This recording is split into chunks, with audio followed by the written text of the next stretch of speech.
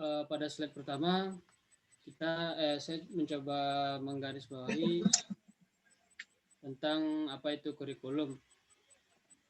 Seperti yang sudah kita pelajari bersama kemarin, yang saya ambil dari dosen kita, bahwasanya kurikulum memiliki banyak makna yang bisa dikaji berdasarkan definisinya.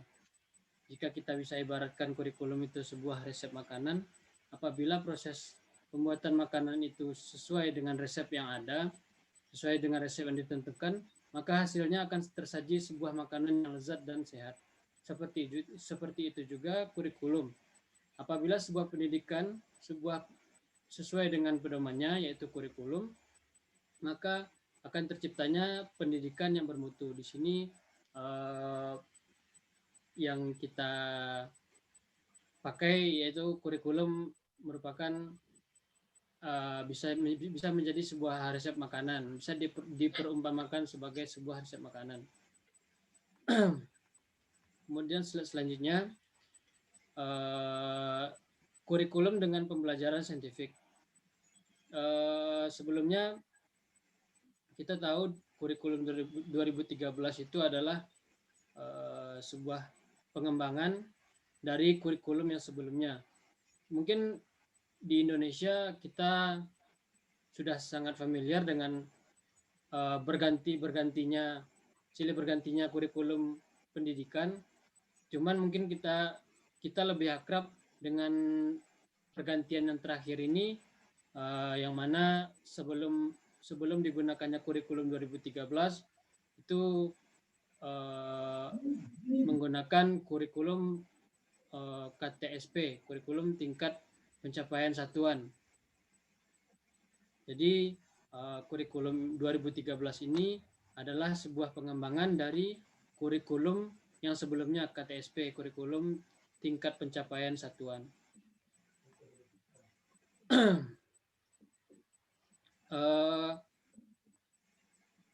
Dalam slide ini, kenapa judulnya kurikulum dengan pembelajaran saintifik? Karena kurikulum 2013 menggunakan pendekatan saintifik, yang mana pembelajaran saintifik itu pada anak usia dini merupakan hal yang sangat penting untuk banyak aspek perkembangan anak. Para peneliti menganjurkan pembelajaran saintifik mulai dikenalkan sebelum anak memasuki sekolah. Jadi pas waktunya ketika anak pada anak usia dini. Bahkan di sini sejak anak lahir sudah dianjurkan untuk menggunakan pendekatan atau pembelajaran saintifik. Pembelajaran seperti ini diharapkan untuk melatih anak berpikir analitis, yang mana anak mencari informasi sendiri, memecahkan masalah sendiri, dan mengambil keputusan sendiri. Itu definisi yang dikemukakan oleh Abdul Majid. Kemudian pendekatan saintifik dalam pembelajaran. Maaf, saya typo. Di sini ada beberapa poin yang mana masing-masing poin itu merupakan cara atau pendekatan saintifik dalam sebuah pembelajaran. Yang pertama, mengamati atau observasi. Mengamati dilakukan untuk mengetahui atau mengenal sesuatu di antaranya dengan menggunakan indera yang ada pada diri manusia, yaitu seperti indera penglihatan, pendengaran, penciuman, pengecap, dan peraba. Seperti contohnya untuk mengamati, melihat sesuatu, membaca buku, mendengar, merasa, dan meraba sebuah benda yang itu merupakan benda-benda baru bagi anak di TK-nya. Tujuan dari mengamati untuk menggali data dari sumber data yang berupa peristiwa, tempat, benda, serta rekaman dan gambar. Observasi juga dilakukan sebagai alat pengumpul data. Bisa mengukur tingkah laku, ataupun proses terjadinya suatu kegiatan yang dapat diamati dalam situasi yang sebenarnya. Jadi ketika anak mengamati, anak langsung mengetahui yang sesungguhnya, tidak hanya mendapatkan informasi dari orang lain, misalnya dari gurunya mengatakan bahwa bunga mawar itu memiliki duri misalnya. Cuman ketika anak mengamati sendiri bunga mawar itu apakah berduri, yang menggunakan indera-inderanya, anak melihat apakah di batangnya ada duri apa tidak. Kemudian anak meraba batangnya ada duri apa tidak. Jadi itu yang dimaksud dengan anak mengetahui langsung dalam situasi yang sebenarnya. Kemudian pendekatan selanjutnya dengan cara bertanya. Bertanya adalah satu proses mencari tahu atau mencocokkan diri dari pengetahuan yang sudah dimiliki anak dengan pengetahuan yang sedang dipelajarinya. Anak didorong bertanya tentang objek yang telah diamati maupun hal-hal yang ingin diketahui. Ya, seperti kita ketahui, kita yang sudah biasa bertanya selama ini mungkin sudah terbiasa dari kecil, karena apalagi dalam anak usia dini kita tahu tingkat keingintahuan anak itu sangat tinggi. Jadi diarahkanlah pendekatan saintifik, ya salah satu poinnya dengan bertanya ini. Jadi anak didorong untuk bertanya, baik itu tentang hal yang akan diamati atau apapun yang akan ditanyakan oleh anak. Gunanya untuk mencari tahu dan memastikan kembali apakah yang ada dalam pikirannya itu betul atau tidak. Ya, jadi itulah tadi poin tentang bertanya. Kemudian mengumpulkan informasi. Proses pengumpulan informasi dilakukan dengan melakukan percobaan, mencoba, mendiskusikan, menanya, dan menyimpulkan hasil dari berbagai sumber. Jadi mengumpulkan informasi dengan berbagai cara tadi, kemudian anak akan bertanya, kemudian akan menyimpulkan dari hasil yang sudah ditanyakan, hasil yang sudah didapat kepada orang dewasa atau guru yang ada di dekatnya atau orang tua. Poin selanjutnya itu menalar. Menalar merupakan proses lebih lanjut di mana anak mulai menghubungkan pengetahuan yang sudah dimilikinya dengan pengetahuan baru yang didapatkannya. Contohnya di sini, anak belajar tentang bentuk lingkaran melalui potongan kertas yang disiapkan oleh guru.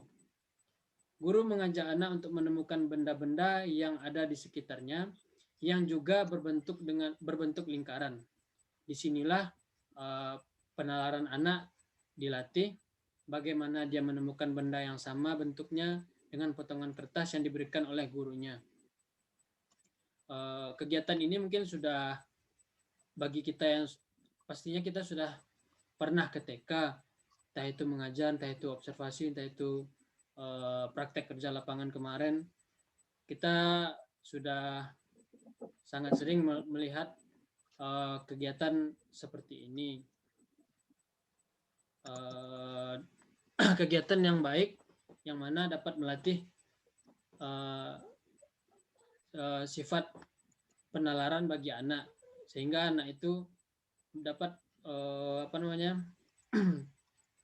contohnya tadi kan guru memberikan potongan kertas berbentuk lingkaran.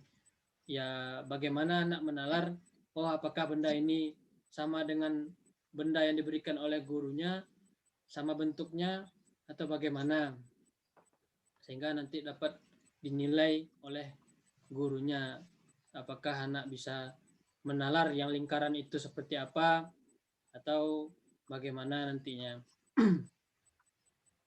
Kemudian mengkomunikasikan. Mengkomunikasikan merupakan kegiatan untuk menyampaikan hal-hal yang telah dipelajari dalam berbagai bentuk.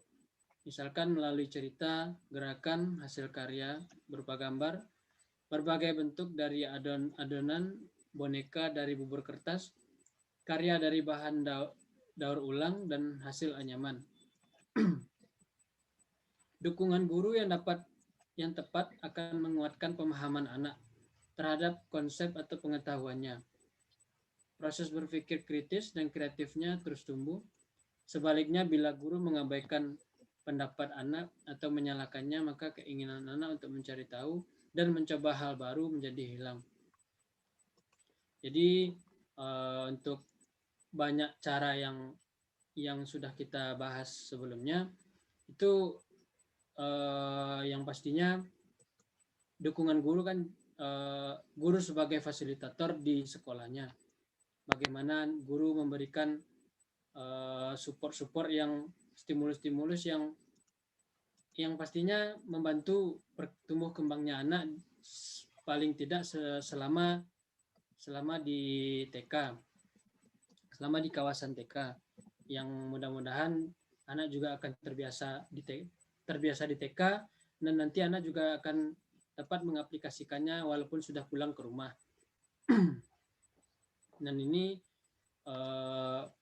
juga bisa kita ingat-ingat kembali bahwa jangan sampai kita menyalahkan anak, karena efek kedepannya nantinya ketika anak itu sudah pernah disalahkan di waktu kecil,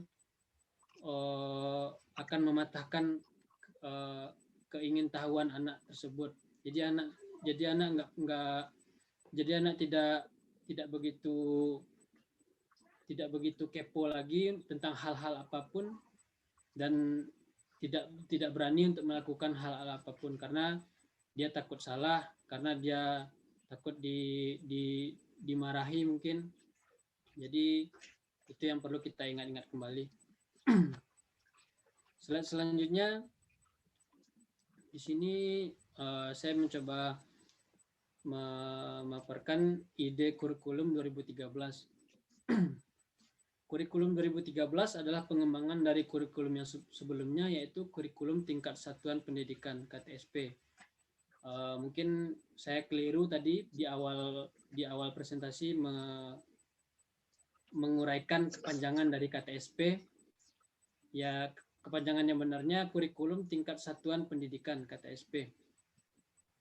Sebagaimana yang tercantum dalam Permendikbud nomor 146 tahun 2014, ide kurikulum 2013 PAUD pendidikan usia dini sangat penting dipahami oleh kepala sekolah dan guru yang berperan penting sebagai tim pengembang kurikulum, karena mereka merupakan ujung tombak dalam pengembangan KTSP. Tujuan pendidikan, konsep terhadap tujuan pendidikan, konsep terhadap peserta didik, konsep tentang belajar, konsep tentang lingkungan belajar, konsep tentang peran guru, serta konsep tentang bagaimana belajar. Ini mungkin isi-isi yang ada di dalam Permendikbud nomor 146 yang nantinya insya Allah akan kita coba bahas pada slide-slide berikutnya. Kemudian ini adalah landasan yuridis yang telah ditetapkan sebagai berikut. Pertama adalah Peraturan Presiden nomor 60 tahun 2013 tentang pengembangan anak usia dini holistik integratif. Kemudian Peraturan Menteri Pendidikan dan Kebudayaan nomor 137 tahun 2014 tentang standar nasional PAUD. Kemudian Peraturan Menteri Pendidikan dan Kebudayaan nomor 146 tahun 2014 tentang kurikulum 2013 pendidikan PAUD. Berdasarkan dari peraturan yang sudah kita dapat, dapat kita identifikasi di kurikulum 2013 dari sudut pandang filosofis pendidikan, tujuan pendidikan, tujuan kurikulum, konsep belajar dan lingkungan belajar, konsep peserta didik dan peran guru, konten kurikulum, dan desain kurikulum. Pada slide selanjutnya, nomor 1 seperti yang slide sebelumnya tentang sudut pandang posisi filosofis. Di sini ada beberapa kutipan. Yang pertama itu pendidikan berakar pada budaya bangsa untuk membangun kehidupan bangsa masa kini dan masa mendatang. Pandangan ini menjadikan kurikulum 2013 PAUD dikembangkan berdasarkan budaya bangsa Indonesia yang beragam dengan prinsip Bhinneka Tunggal Ika, sehingga pendidikan diarahkan untuk membangun kehidupan masa kini dan untuk membangun dasar bagi kehidupan bangsa yang lebih baik di masa depannya. Ini merupakan lampiran yang ada di dalam keputusan Mendikbud nomor 146 tahun 2014 halaman 3. Kemudian ada beberapa poin kecil tentang pandangan filsafat esensialisme. Kutipan yang saya dapat, anak adalah pewaris budaya bangsa yang kreatif.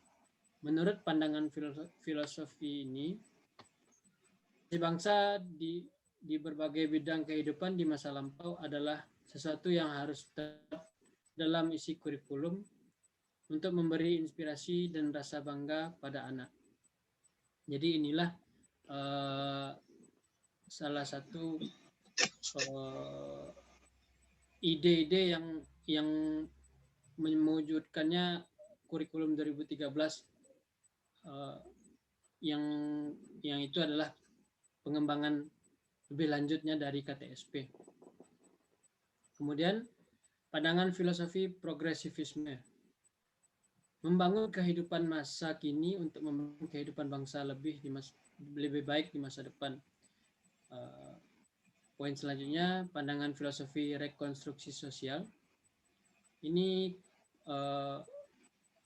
kutipan dari kalau tidak salah di dalam makalah saya dari Ki Hajar Dewantara, ing Ngarso Sung Tulodo, ing Madya Mangunkarso, Tut Wuri Handayani. Yang maknanya, dalam proses pendidikan, anak usia dini membutuhkan keteladanan, motivasi, perlindungan, dan pengawasan secara berkesinambungan. Kemudian pandangan filosofi humanisme. Anak ini adalah masa ketika anak menghabiskan sebagian besar waktu untuk bermain. Karenanya, pembelajaran pada PAUD dilaksanakan melalui bermain dan kegiatan-kegiatan yang mengandung prinsip bermain. Seperti yang kita ketahui, anak di TK yaitu bermain dan belajar, bukan belajar dan bermain. Cuman lebih didahulukan bermain, yang di dalam kegiatan-kegiatan bermainnya diselipkan nilai-nilai pendidikan, nilai-nilai yang mampu mengembangkan aspek-aspek perkembangannya. Pendidikan merupakan suatu upaya untuk menciptakan situasi permisif, rileks, dan akrab. Ini pendapat yang dikemukakan oleh Sukmadinat. Slide selanjutnya, nomor 2, tujuan pendidikan dan tujuan kurikulum. Sudah tercantum dalam Undang-Undang nomor 20 tahun 2003 bahwa pendidikan di Indonesia bertujuan untuk berkembangnya potensi peserta didik agar menjadi manusia yang beriman dan bertakwa kepada Tuhan Yang Maha Esa, berakhlak mulia, sehat, berilmu, cakap, kreatif, mandiri, dan menjadi warga negara yang demokratis serta bertanggung jawab. Kemudian tujuan kurikulum 2013 PAUD sebagaimana tercantum pada lampiran Permendikbud nomor 146 tahun 2014, yaitu bertujuan untuk mendorong berkembangnya potensi anak agar memiliki kesiapan untuk menempuh pendidikan. Kemudian kurikulum 2013 pendidikan anak usia dini PAUD bertujuan untuk mendorong perkembangan peserta didik secara optimal dengan memberikan pengetahuan dasar berkehidupan, berkebangsaan, bernegara, khususnya di Indonesia sebagai pribadi dan warga negara yang beriman, produktif,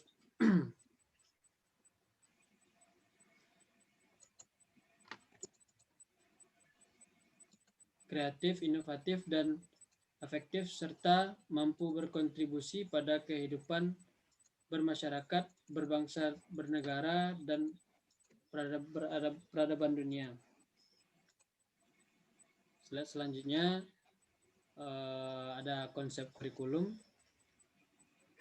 Untuk dapat memahami konsep kurikulum 2013 dapat dipelajari dari karakteristik kurikulum yang tercantum dalam lampiran pertama Peraturan Mendikbud nomor 146 tahun 2014 sebagai berikut.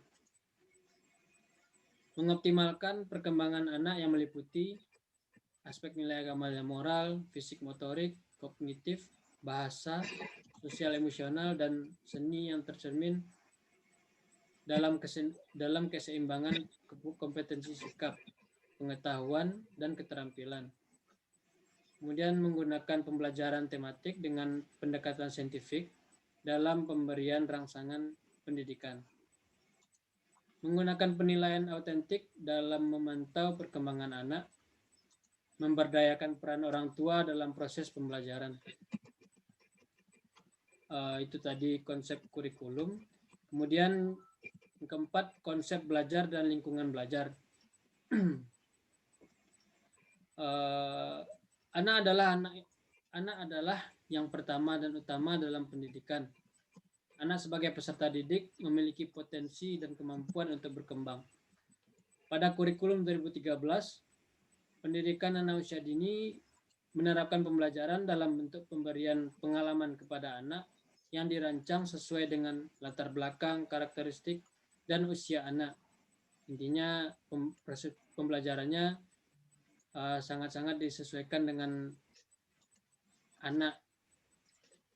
Kemudian lingkungan belajarnya, bagaimana diciptakan sedemikian rupa agar permisif, rileks, dan akrab dalam suasana bermain. Jadi kalau kita lihat ke lapangan,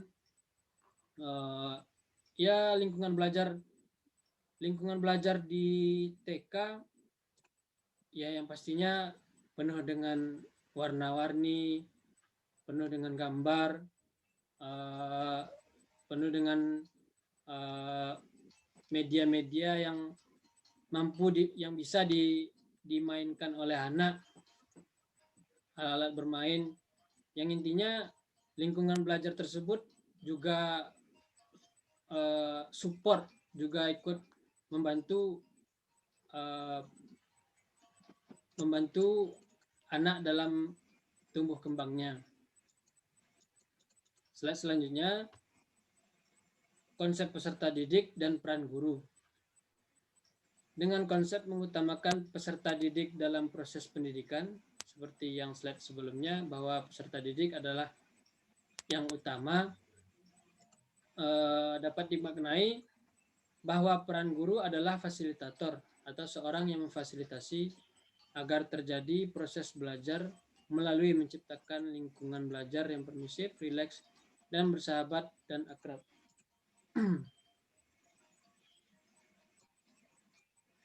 Slide selanjutnya, ini konten kurikulum. Konten kurikulum 2013 PAUD berisi program-program pengembangan. Hal ini sesuai dengan konsep pendidikan jenjang PAUD. Program pengembangan meliputi 6 program pengembangan, yaitu yang kita sudah ketahui ada 6 aspek perkembangan anak yang harus kita kembangkan. Di sini juga sesuai dengan 6 itu, ada nilai agama dan moral, fisik motorik, kognitif, bahasa, sosial emosional, dan seni, yang semuanya ada cakupan-cakupannya yang akan dikembangkan, seperti nilai agama dan moral, mencakup perwujudan suasana belajar untuk berkembangnya perilaku baik yang bersumber dari nilai agama dan moral, serta bersumber dari kehidupan masyarakat dalam konteks bermain. Kemudian fisik motorik mencakup perwujudan suasana untuk berkembangannya kematangan kinestetik dalam konteks bermain. Program pengembangan kognitif mencakup perwujudan suasana untuk berkembangnya kematangan proses berpikir dalam konteks bermain. Program pengembangan bahasa mencakup perwujudan suasana untuk berkembangnya kematangan dalam bahasa dalam konteks bermain. Kemudian sosial emosional juga seperti itu, untuk berkembangnya kepekaan, sikap, dan keterampilan sosial, serta kematangan emosi. Kemudian juga yang terakhir pengembangan seni mencakup perwujudan suasana untuk berkembangnya eksplorasi, ekspresi, dan apresiasi seni dalam konteks bermain. Slide selanjutnya, di sini selain dari 6 program yang tadi, muatan kurikulum 2013 PAUD ditetapkan adanya kompetensi yang harus dicapai oleh peserta didik. Kita sudah tahu dengan hal-hal ini, yaitu ada KI dan KD. KI kompetensi inti dan KD adalah kompetensi dasar.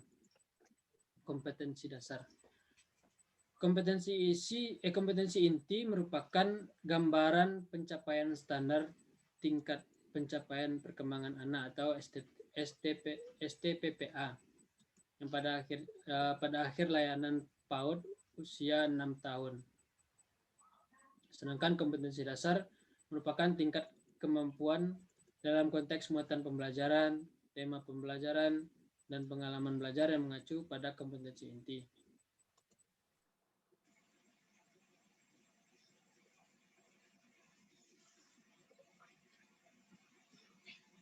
Di sini yang mana KI 1 itu untuk kompetensi inti sikap spiritual. Kemudian KI 2 kompetensi sikap sosial, KI 3 untuk kompetensi inti pengetahuan, dan kompetensi 4 KI 4 untuk kompetensi inti keterampilan. Slide selanjutnya, desain kurikulum. Yang pertama, kurikulum 2013 itu desainnya KBK ya, kurikulum berbasis kompetensi. Karakteristik KBK juga dapat ditinjau dari tujuan, metode, organisasi bahan ajar, dan evaluasi. Tujuan pendidikan kurikulum ini diarahkan pada penguasaan kompetensi yang dirumuskan dalam bentuk perilaku, perbuatan, atau kecakapan dan keterampilan yang dapat diamati dan diukur. Kemudian pendekatan pembelajaran saintifik merupakan desain kurikulum 2013. Pendekatan saintifik sendiri merupakan suatu proses belajar yang dirancang sedemikian rupa agar peserta didik secara aktif membangun kompetensi sikap, pengetahuan, dan keterampilan dengan menggunakan pendekatan ilmiah dengan cara mengamati, bertanya, mengumpulkan informasi, menalar, serta mengkomunikasikan untuk mencapai perkembangan anak seperti agama moral, fisik motorik, bahasa, kognitif, sosial emosional, dan seni secara terpadu. Kemudian kurikulum 2013 pada PAUD disebut memiliki desain kurikulum yang humanistik, teridentifikasi dari tujuan, metode, organisasi, dan evaluasi. Tujuan pendidikan adalah proses perkembangan pribadi yang dinamis yang diarahkan pada pertumbuhan, integritas, otonomi kepribadian, sikap yang sehat terhadap diri sendiri, orang lain, dan belajar. Kemudian pada kurikulum 2013 evaluasi yang dilakukan itu disebut dengan penilaian otentik.